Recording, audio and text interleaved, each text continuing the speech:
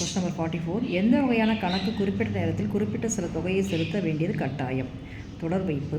எந்த ஒரு வகையான சேவைகள் வணிக வங்கியால் வழங்கப்படுவதில்லை? வணிக தகவலை சேகரித்தல் மற்றும் அளித்தல். பண்டக காப்பகம் டேஸ் தடையை நீக்குகிறது? கால தடையை நீக்குகிறது.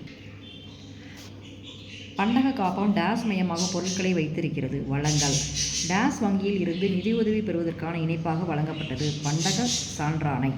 பிணை அடிப்படையில் பொருட்கள் பாதுகாப்பிற்காக அரசால் வழங்கப்பட்ட உரிம பண்டக காப்பகங்கள் டேஷ் என்று அழைக்கப்படுகிறது. பிணைய பண்டக காப்பகங்கள்.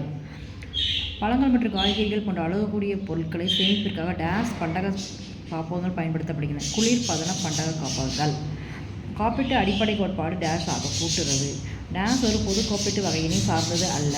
ஆயுள் காப்பீடு. பின்வருவனவற்றில் எது காப்பீட்டு பணி அல்ல? மூலதன திரட்டுதல் உதவி. கீழ்கண்டவற்றில் காப்பீட்டு ஒப்பந்தத்திற்கு பொருந்தாதது? தன்னிச்சை ஒப்பந்தம். பின்வருவற்றில் எது கடல்சார் காப்பீடு வகையினை சார்ந்தது? கப்பல்சார் காப்பீடு. மின்னணு வலைப்பின்னல்கள் மூலம் பொருட்களை வழங்குதல் மற்றும் விற்பனை செய்தல் டேஷ் என்று அழைக்கப்படுகிறது. மின்னணு வணிகம். உர ஒப்படைப்பின் முக்கிய நன்மை செலவு குறைவு. நிறுவனங்களுக்கு தேவைப்படும் நேரத்தில் பணத்தை ஒதுக்கீடு செய்தல் கீழ்கண்டவர்கள் வரையறுக்கப்படுகிறது. நிதி மேலாண்மை. உட்புற நிதி மூலத்திற்கு எடுத்துக்காட்டு தொழில் நிறுவனங்களுக்குள் திரட்டப்படும் நிதி. கடன் பத்திரங்கள் ஒரு நிலையான டேஸ் விகிதம் பெற தகுதியுடையவர்கள். வட்டி பெற தகுதியுடையவர்கள். பொது வைப்பு டேஸிடமிருந்து நேரடியாக திரட்டப்பட்ட வைப்பு தொகையாகும். பொதுமக்கள். நேர்மை பங்குதாரர்கள் ஒரு நிறுவனத்தின் உரிமையாளர்கள்.